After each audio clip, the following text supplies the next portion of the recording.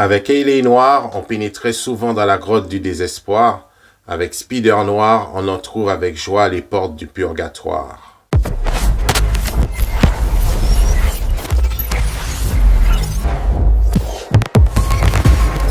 Salut à tous, j'espère que vous allez bien.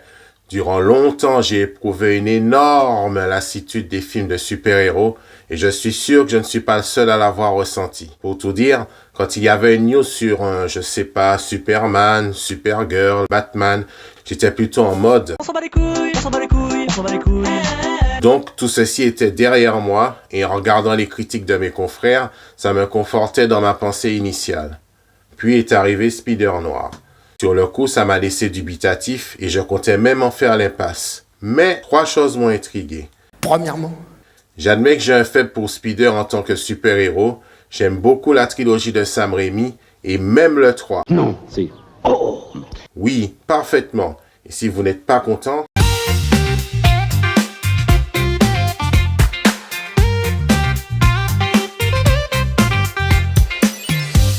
vous allez faire quoi? Deuxièmement, il y a Nicolas Cage et quoi qu'on en dise, j'ai de l'admiration pour cet acteur qui arrive à être bon, même dans le cabotinage le plus flagrant, et j'aime sa filmographie variée car il peut y avoir des perles au fond de la porcherie.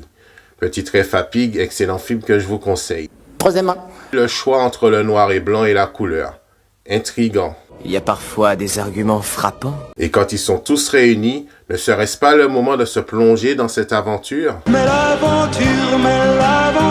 ça n'est jamais qu'une aventure, rien d'éternel et rien qui dure. Je connais mes classiques. Donc je regarde la bande-annonce en noir et blanc et en couleur, et là je me dis, hey, c'est vraiment pas mal. Peut-être faudrait-il revoir mon idée reçue et que je laisse ma chance au produit.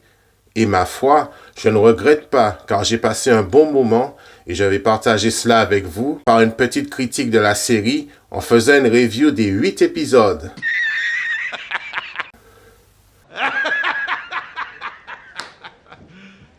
You serious? Ben oui. Non mais t'es malade! C'est ce que les gens vont dire si tu fais une vidéo review aussi longue. Je m'en fous, moi! Je m'en fous! Mais... je n'en ai vraiment rien à foutre. Bon, et bien après le contexte, il y aura une partie sans spoil où je donnerai mon avis général sur la globalité de la série et je parlerai de ce qui m'a plu et déplu et on terminera par une conclusion. C'est logique. On récapitulera vite fait pourquoi il faudrait une éventuelle deuxième saison à cette série. Et on va commencer par le contexte.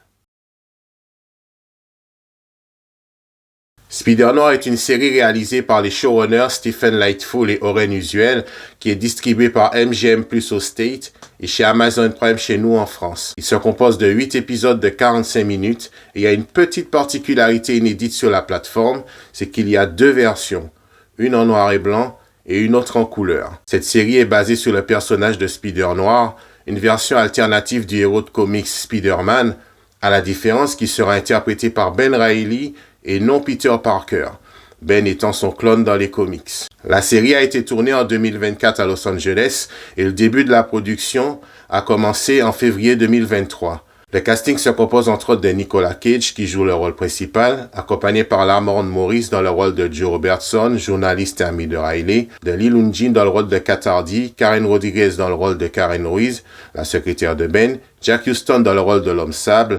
Et si vous voulez la suite...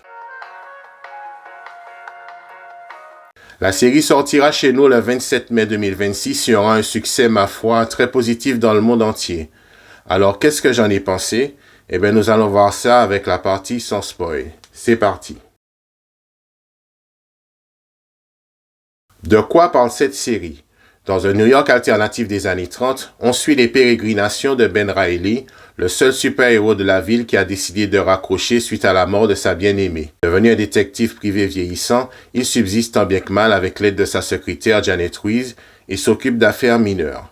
Jusqu'au jour où il fait la rencontre d'une certaine Kat Hardy qui l'engage afin de retrouver son ami Marco Flint qui possède des pouvoirs spéciaux tout comme Ben. Mais cette mission va le mettre en bisbille avec le plus grand caïd de la ville, Mr. Silverman, et les circonstances vont l'obliger à remettre le masque de Spider-Man.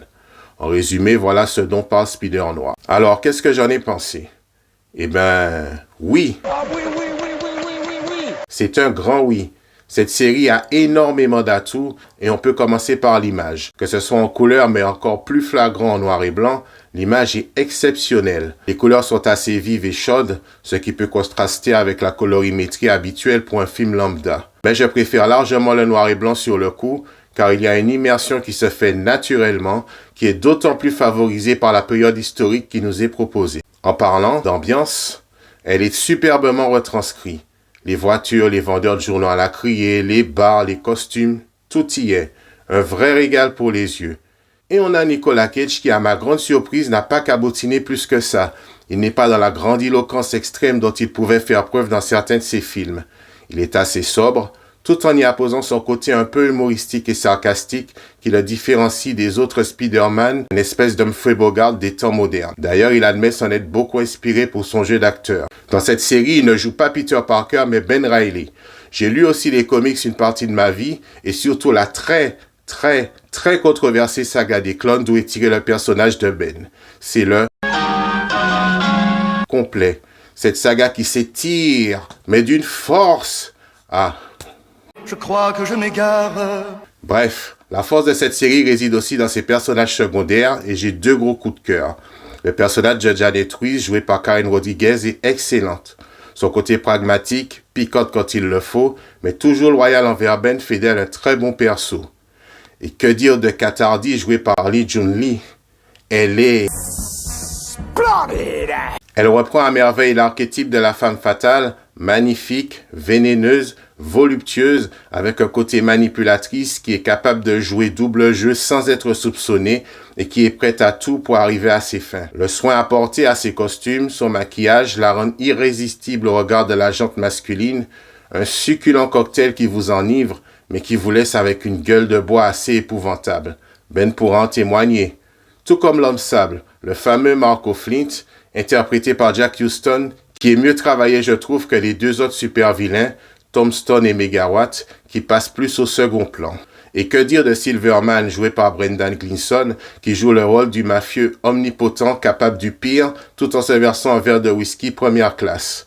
Il est la menace la plus dangereuse de la série et est adepte des monologues glorifiant sa puissance et il a une soif insatiable du pouvoir qu'il veut maintenir à tout prix, un personnage que je valide sans souci. Il y a extrêmement peu de défauts à part quelques longueurs sur certains épisodes et le petit hic que j'ai à dire c'est que Ben Reilly n'est pas réellement présenté comme un anti-héros alors qu'on sait qu'il est capable de faire preuve de brutalité et de violence. Référence aux comics. Je trouve que ce n'est pas assez bien amené dans la série, à part une scène qui est plus drôle qu'autre chose, avec un petit clin d'œil à Diams. Les vrais reconnaîtront. À part ça, c'est une excellente série que je vous recommande les yeux fermés. Spider-Man est une très bonne série avec une ambiance bien à elle et qui va certainement trouver son public, dont je fais partie.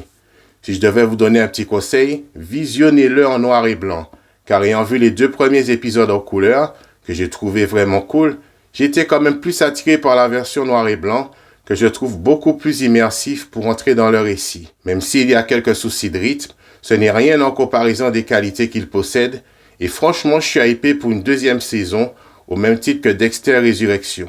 Après cela ne m'a pas entraîné une frénésie pour me remettre au film de super-héros, mais pour celui-là, je crois que je vais faire une exception. Voilà ce que je pouvais dire sur Spider Noir. J'espère que vous l'apprécierez autant que moi. Commentez, likez, partagez, boostez aussi si vous le voulez, ou si vous le pouvez. C'était STK, je vous retrouve pour une prochaine vidéo. Et Mankadizot, à plus tard.